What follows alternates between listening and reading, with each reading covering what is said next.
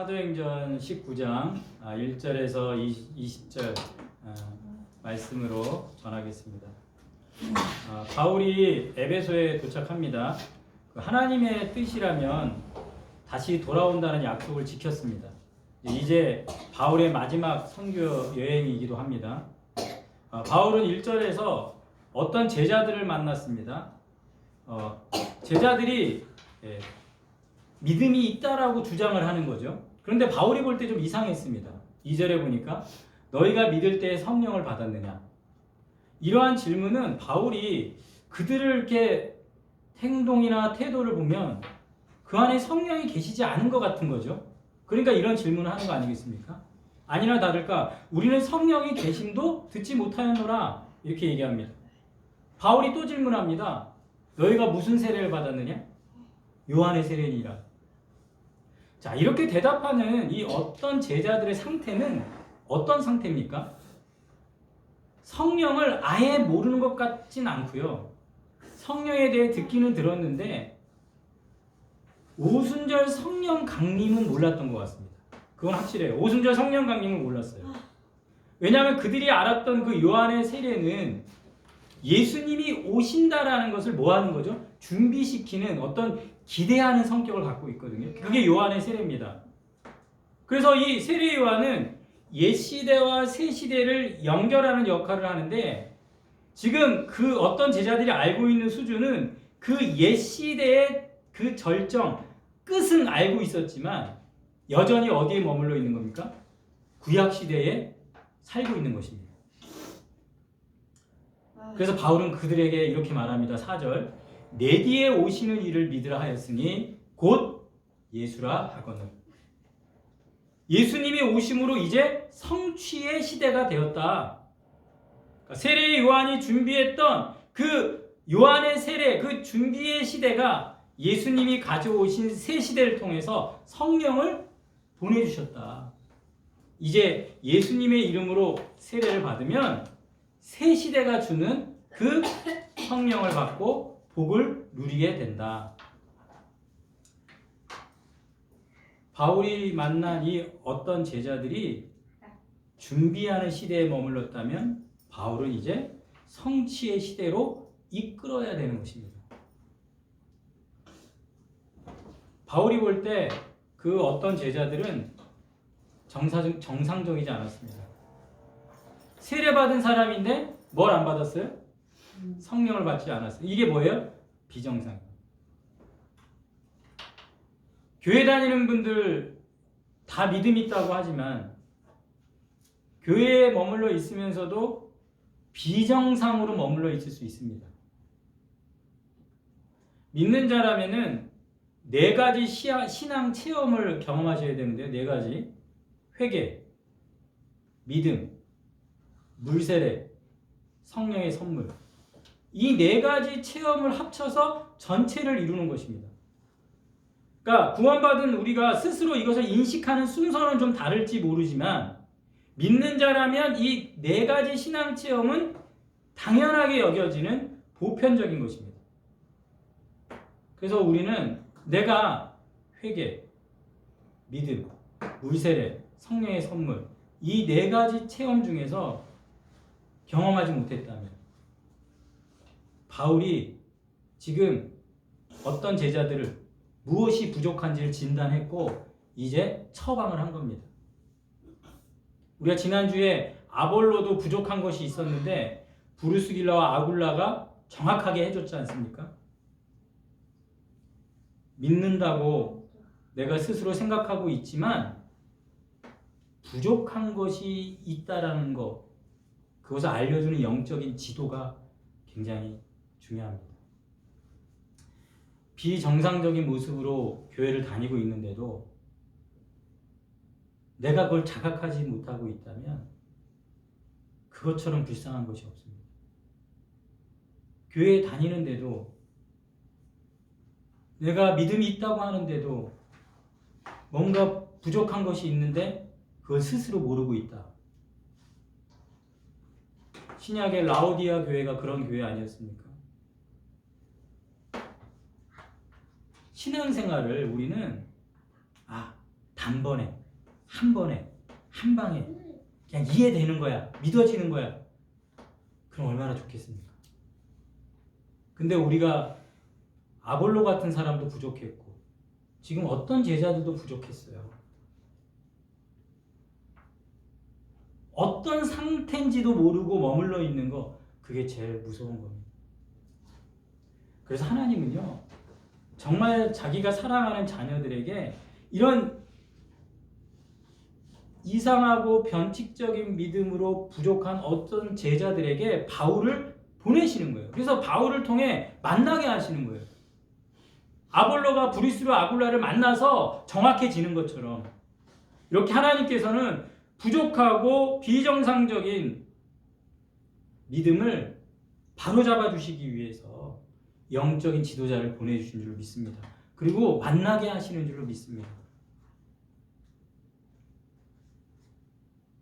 부족한 거 깨달으시고 바뀌셔야 됩니다. 바뀌지 않는다면 어떡하시겠어요? 우리의 부족함을 영적인 지도자, 영적인 지도를 통해 깨닫게 하셔서 우리를 온전케 되시기를 축복합니다. 아멘. 6절에 바울이 그들에게 안수를 합니다. 이 안수라는 것은 교회의 공동체 교제 속으로 포함시키는 어떤 특별한 행위로 이해하시면 됩니다. 안수. 우리는 안수하면 능력을 주고 막 불받아 이렇게 안수를 생각하시는데, 안수는 교회 공동체 교제 속으로 포함시키는 특별한 행위로 이해하시면 되고, 그랬더니 6절에 성령이 그들에게 임하심으로 방언도 하고 예언도 했다. 그러니까 성령이 임해가지고 방언과 예언의 은사를 주셨습니다. 지금 이거는 오순절 성령 강림과 같은 경험을 했다, 이걸 보여주는 거죠. 오순절 성령 강림과 같은 경험을 했다. 그래서 믿는 자의 공동체 안으로 그들이 온전히 뭐했다? 수용되어졌다. 지금 우리가 잘 이해하셔야 되는데요. 사도행전 2장의 오순절 성령 강림은 처음으로 성령 강림이 임하셔가지고 교회라는 공동체가 다 하나로 포함이 된 거고, 그 다음에 사도행전 8장의 사마리아 지역에 또 이런 똑같은 현상이 나타나요. 그때는 사마리아 사람들도 우리의 공동체 안으로 들어왔다, 이걸 보여주는 거고, 이번에 또 에베소에서 이걸 보여주죠. 에베소는 완전히 이방 땅이에요. 그 이방 땅에서도 이들이 하나님의 공동체로 포함되어졌다, 이것을 보여주는 굉장히 특별한 사건으로 이해를 하셔야 됩니다. 이거를 보편적인 사건으로 이해하시면 안 됩니다.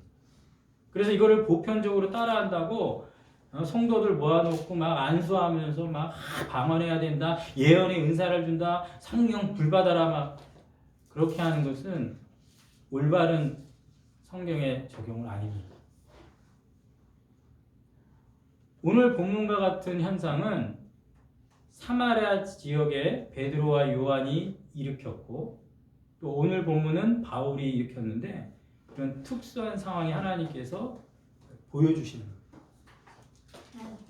지금 오늘날에는 유대인과 사마리아가 한 이스라엘 사람이었다가 갈렸잖아요. 그러니까 사마리아 사람 같은 그런 특이한 사람 유형은 지금 존재하지 않습니다. 그리고 이 어떤 제자들과 같은 요한은 알고 있는데 성령을 못 받은 이런 종류의 유형의 사람들은 존재하지 않습니다.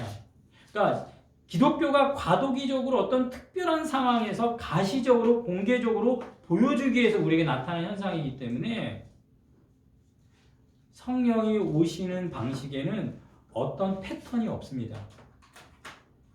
자기가 성령을 오시게 할 수 있는 어떤 인간적인 패턴과 그 기획을 가지고 성령을 오게 할 수 있다? 굉장히 잘못된 행동입니다.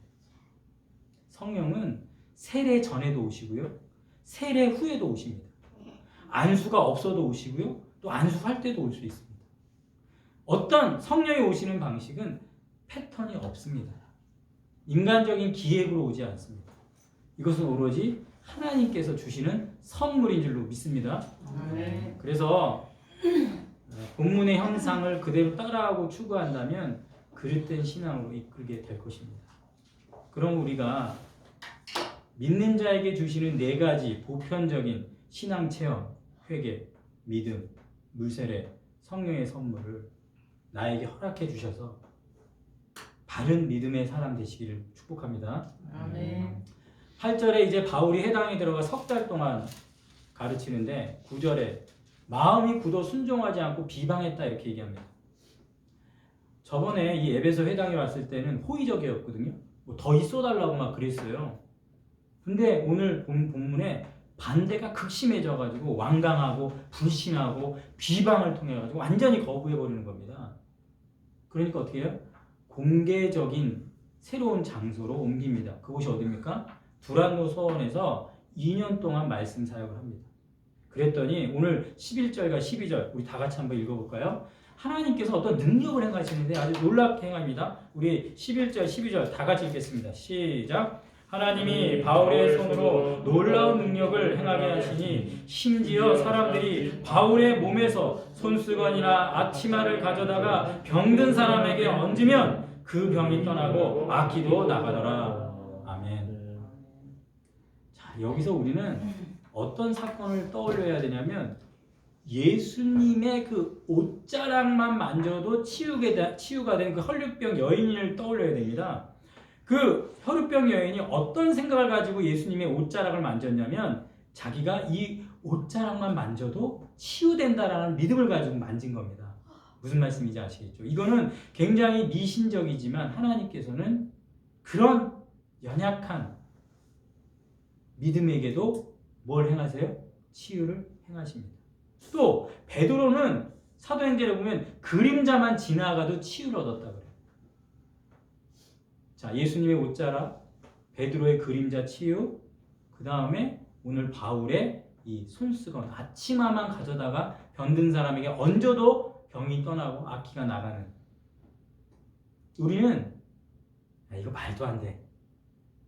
이런 역사를 부정해서도 안 되고요. 또 이거 똑같이 한번 따라해보자. 모방해서도 안 됩니다. 하나님께서 예수님을 통해 옷자락을 만져 치유된 사건이나 베드로가 그림자의 치유를 한 거나 지금 바울이 손수건 앞치마로 치유를 한 것은 어떤 기계적으로 된 게 아닙니다.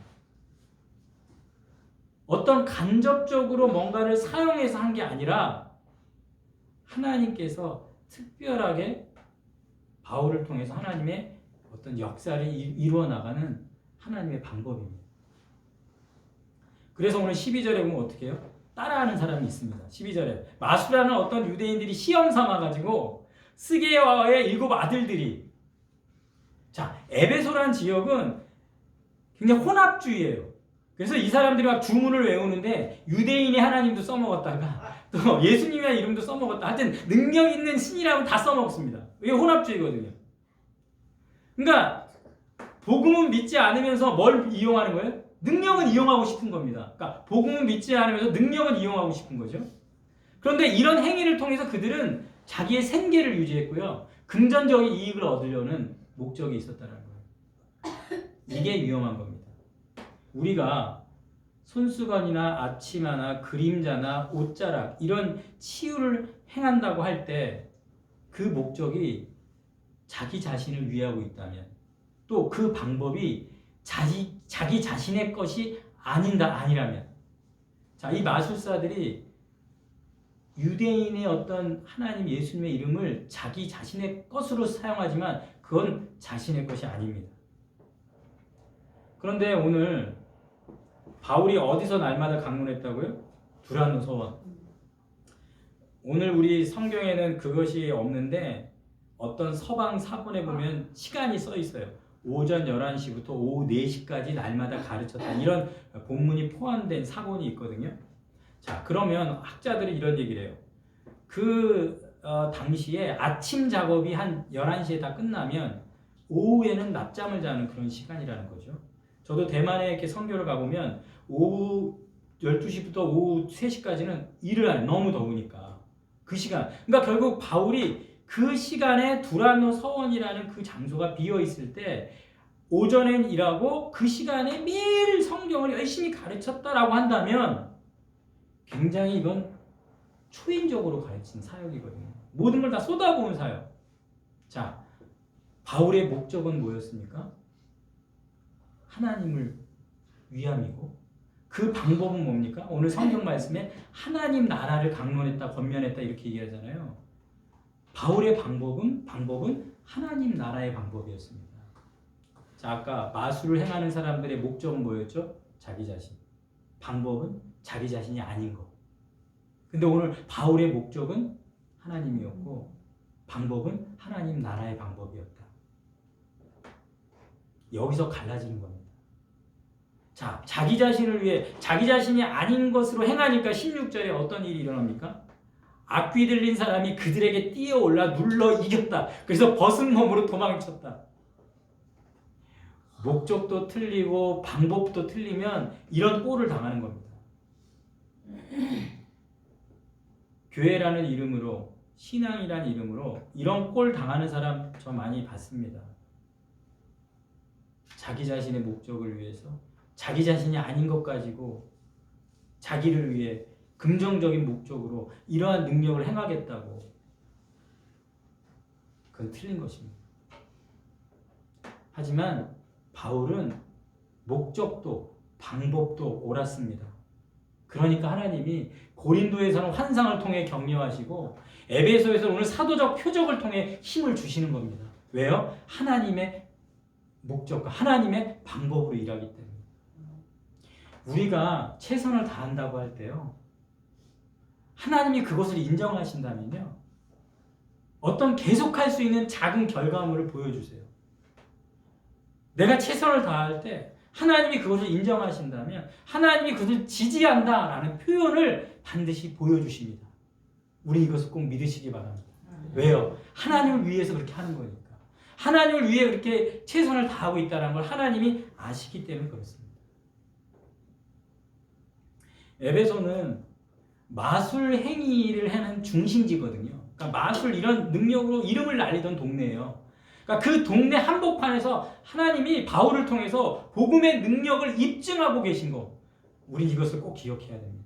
18절에 믿는 사람들이 많이 와서 자복하고 행할 일을 알리면서 19절에 마술 행하던 많은 사람이 그 책을 모아가지고 모든 사람 앞에서 공개적으로 불살랐다니 그 책값이 얼마라고요? 은 5만이었다고 해요.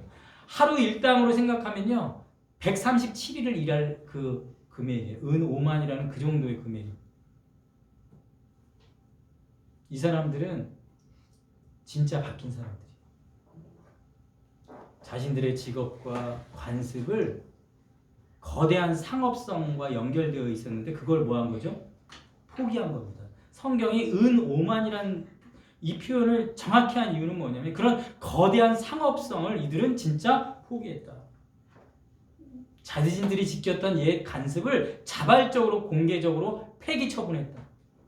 삶의 방향 전환을 위해서 금전적인 이익을 던져버렸다. 이게 진정한 회심입니다. 어쩌면 에베소에서는 마법이 좀 무익하다 이게 명백해지기 전까지 바울이 이런 사역을 하기 전까지 이런 관행을 슬슬 행하면서 기독교인이 된 사람이 있을 거예요. 왜 없겠습니까? 점도 치고 사주도 보고 뭐 그러면서 신앙생활은 또 교회 와서 하고. 그런데 하나님과 함께 성숙된 길을 가면서 바울의 이런 명확한 능력을 경험하면서 이 관행을 끊어버리는 겁니다. 그리고 이 변화가 지속되는 겁니다.